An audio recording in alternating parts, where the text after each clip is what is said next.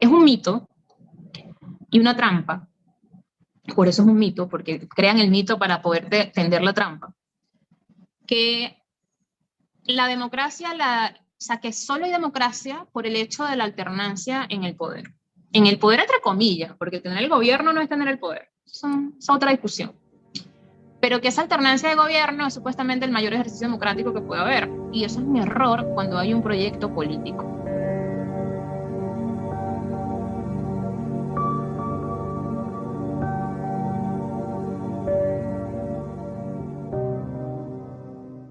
Yo cuando estuve allá, que compartí con muchísima gente de distintas formas de activación política, tanto dentro del partido de gobierno como de otros partidos y como de organizaciones sociales.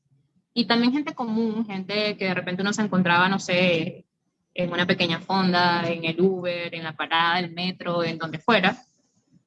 Yo soy preguntona con eso y me gusta cuando me preguntan en las calles así, yo me quedo con la persona hablando y respondiéndole, porque yo creo que eso es importante, porque el boca a boca es mucho más efectivo que un tweet y ese tipo de cosas. Entonces, conversaba con un amigo y discutíamos sobre eso y yo le daba dos ejemplos. Yo le decía, mira, es un mito y una trampa. Por eso es un mito, porque crean el mito para poder tender la trampa. Que la democracia, o sea, que solo hay democracia por el hecho de la alternancia en el poder. En el poder entre comillas, porque tener el gobierno no es tener el poder. Es otra discusión. Pero que esa alternancia de gobierno es supuestamente el mayor ejercicio democrático que puede haber. Y eso es un error cuando hay un proyecto político. Yo se lo dije y él defendió en ese momento, quiero insistir con ese momento, porque él después cambió de opinión.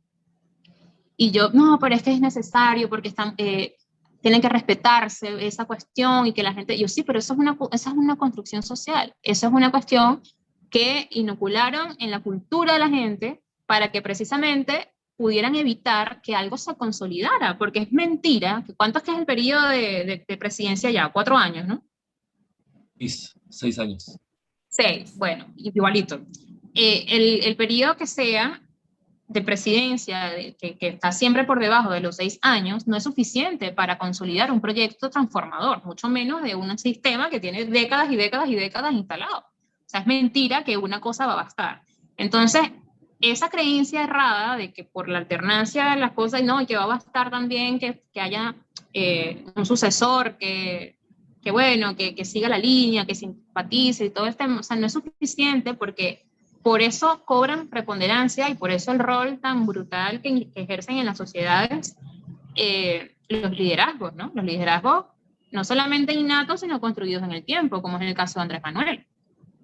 Ese liderazgo que arrastra una trayectoria política que lo legitima ante la población mexicana, que lo legitima como político fogueado en el territorio y en la andanza eh, combativa, pues se consolida teniendo la presidencia como un proyecto de país, pero se arriesga por el sistema que no se cambia y sigue defendiendo la alternancia. Y yo ponía el caso ay, se me olvidó el caso que yo puse, creo que fue el de Ecuador o el de Chile, porque en Chile también se cree mucho en eso, ¿no?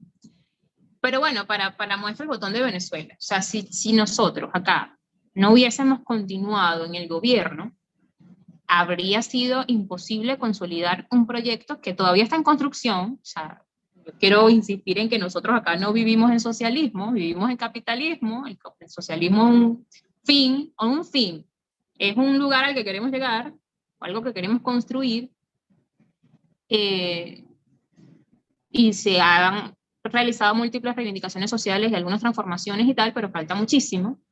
Imagínate, ya han pasado 23 años. Todavía falta un montón. Entonces, dimensionar, o mejor dicho, entender que es una trampa el tema de la alternancia, es vital para poder eh, aspirar a una transformación real, ¿no? Porque allá, yo le decía a este muchacho, yo, bueno, está bien, o sea, yo le decía, tú tienes que transformar esa visual, porque si tú que eres militante activo de un partido que está llevando al gobierno a esta persona, que es el líder, estás convencido de que es necesaria la alternancia, ¿qué queda para la población que va a votar?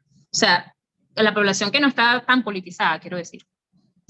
Entonces, transformar esa creencia es vital para poder transformar el sistema que obliga a que eso sea de esa forma, y sacarse el chip, que es un chantaje pendejo que hace la derecha propiamente, que hace el hegemón, para decir, ah, bueno, no, fíjate, viste, te quieres atornillar en el poder. Y la gente cae en eso, porque es fácil caer en eso, porque tenemos décadas con todo ese veneno allí formado, ¿no? Y a veces la gente sin veneno, la gente sin odio, cree que eso es verdad. ¿Por qué? Porque es lo que ha visto toda su vida, es lo que ha escuchado toda su vida y lo considera cierto. Pero no es así. Entonces, no se trata de una alternancia de partidos y ya.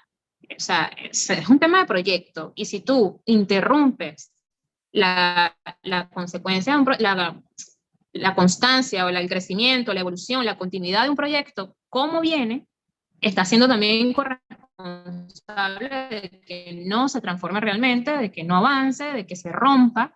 Y eso es gravísimo. O sea, yo lamento profundamente que en México se mantenga esa lógica y se haya dejado pasar en ese momento la oportunidad de transformar esa lógica de que sí debe haber alternancia. O sea, con una consulta popular, con una campaña con mucho énfasis en el territorio y todo esto, yo creo que era posible hacer comprender a la sociedad que era necesario cambiar ese pequeño estatuto que dice que no se puede continuar de manera consecutiva. Entonces, bueno, yo creo que a pesar de eso, creo que hay unas bases bastante sólidas que en el tiempo han tenido su ganancia.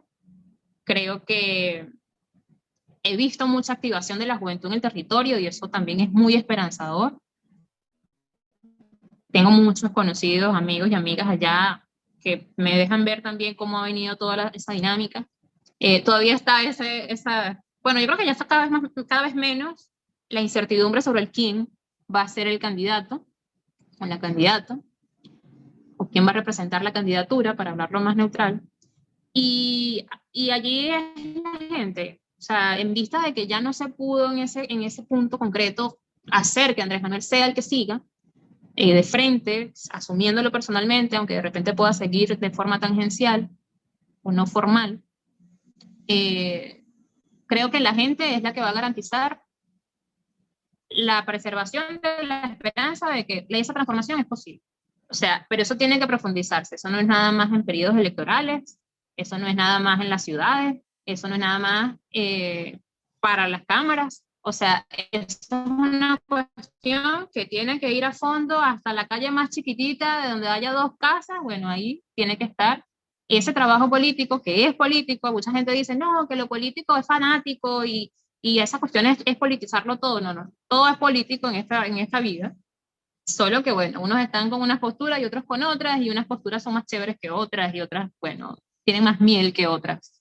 Y todo el tiempo que tiene la industria mediática, con todas sus operaciones psicológicas diversificadas, bueno, tiene una trayectoria muy grande, muy larga, de experiencia, de cómo manipular, de cómo convencer, de cómo engañar, de cómo pintar un oasis. Entonces, bueno, el trabajo es fuerte, fuerte, fuerte el trabajo que hay que hacer. Y allí es importante el tema de la solidaridad internacional, porque las cosas de México no son solo asunto del pueblo mexicano, las cosas de Venezuela no son solo asunto del pueblo venezolano, y así con Colombia, con Argentina, con Chile y con toda la región. Fundamentalmente, si tenemos allí a ese pequeño elemento que quiere ser dueño de todos nuestros territorios y lo que implica hacerlo.